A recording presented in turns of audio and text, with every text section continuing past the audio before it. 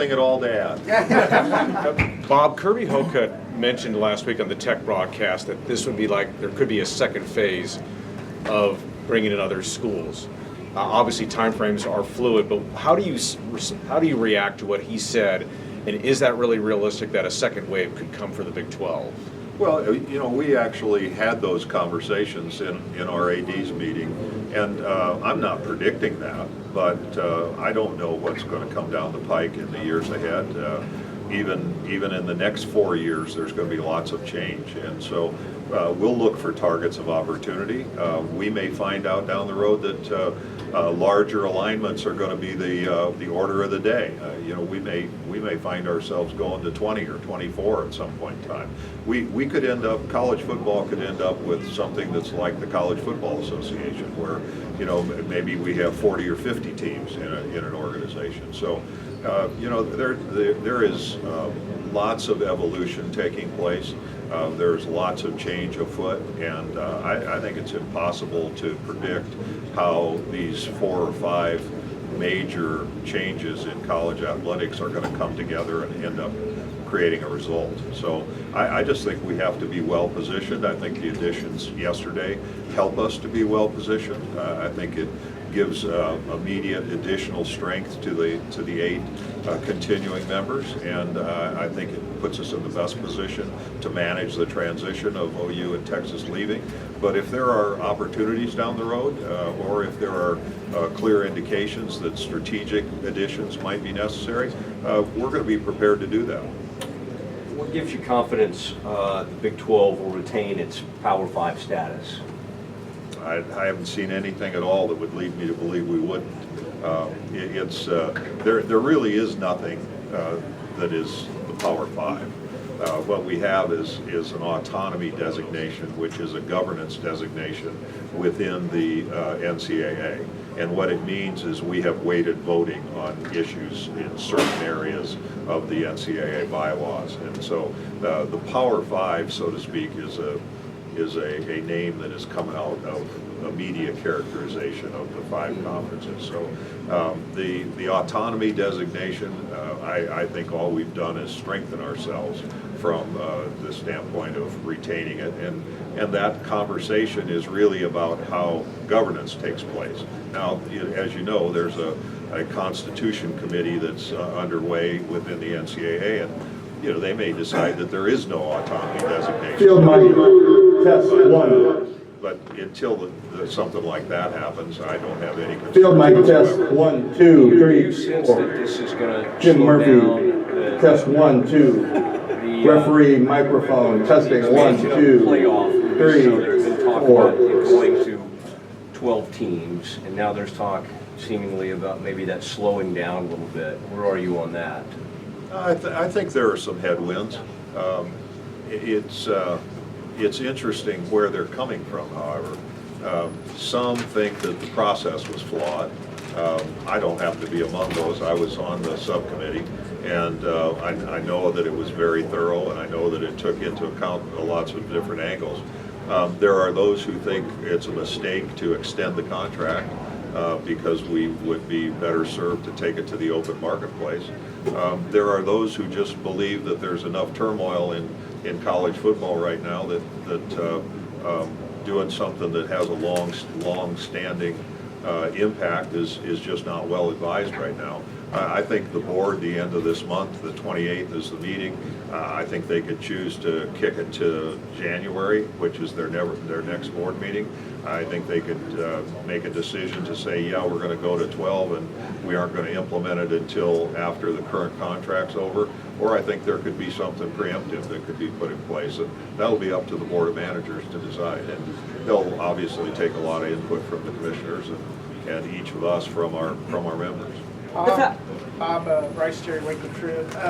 Can you take us a little through the emotions of these last 6 weeks or 7 weeks, however long it's been, that Oklahoma and Texas coming to you guys, and then to the point where we are now? Is it and was it gratifying to see these 4 schools added as quickly as you guys were able to do it? Yeah, well, as Max said, there was a period of adjustment and I think introspection. as to what had just happened to each of the schools and what they were individually likely to consider going forward. I think that evolved into collective considerations of what our options were going forward.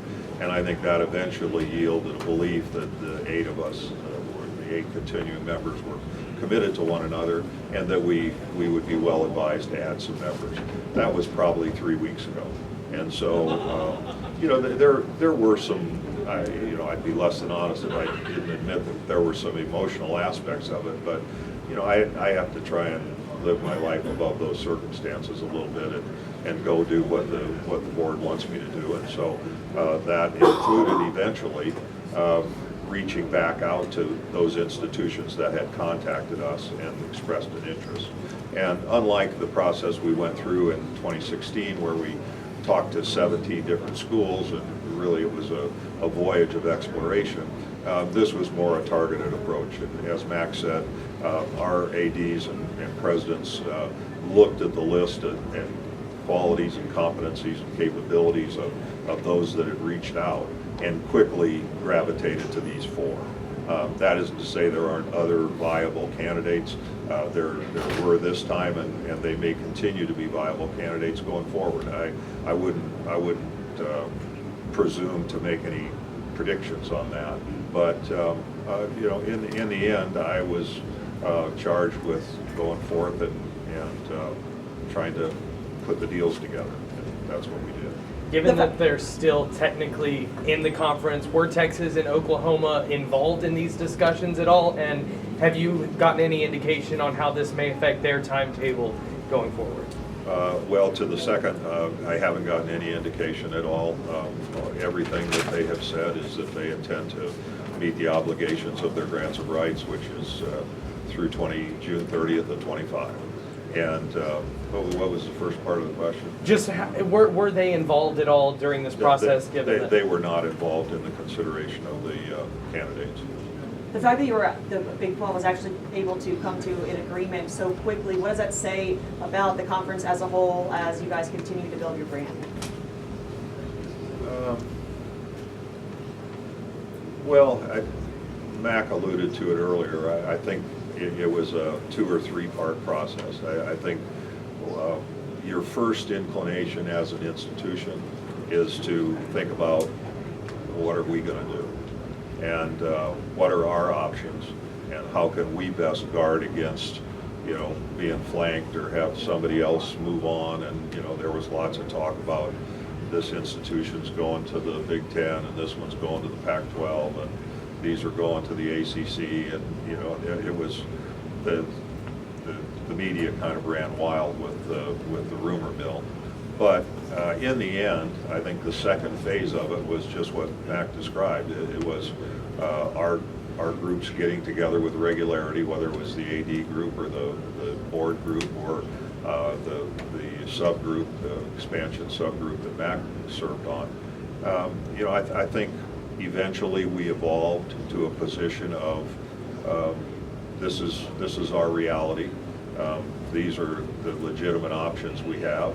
You know, in the end, it was a very thoughtful process, and I think, and I don't want to characterize for the athletic directors or for Mac, but I think in working with our consultants and talking about who had reached out to us, we were unanimous in our belief that it was the time to go forward with 4, not 2, and that we wanted to make sure we left ourselves open in terms of options. So, you know, I think that's the third piece of it is you go and try and put the deals together, and we were fortunate to get affirmative answers from the 4 that we identified.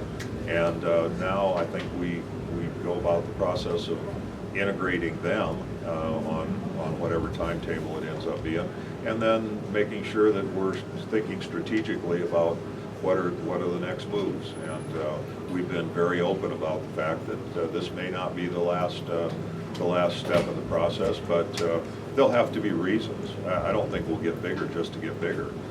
It'll have to drive value, it'll have to drive competitiveness, it'll have to drive strategy, And so, you know, it'll be an empirical process. Bob, along those lines, what's the time frame you guys might be looking at in terms of starting to work with your television partners on a new agreement, even though the grant of rights ends in 2025, but that along with future scheduling? Well, future scheduling we'll begin working on Monday. You know, I characterize that as the micro, and we've been working on the macro until now, but we're going to have to start talking about the logistics of the blocking and tackling that goes along with that. In the case of our media, we have a stipulation that triggers discussions. There's a first negotiation, first right of refusal for both Fox and ESPN that triggers in March of '24. So that's when we'll start our Thank you. conversation.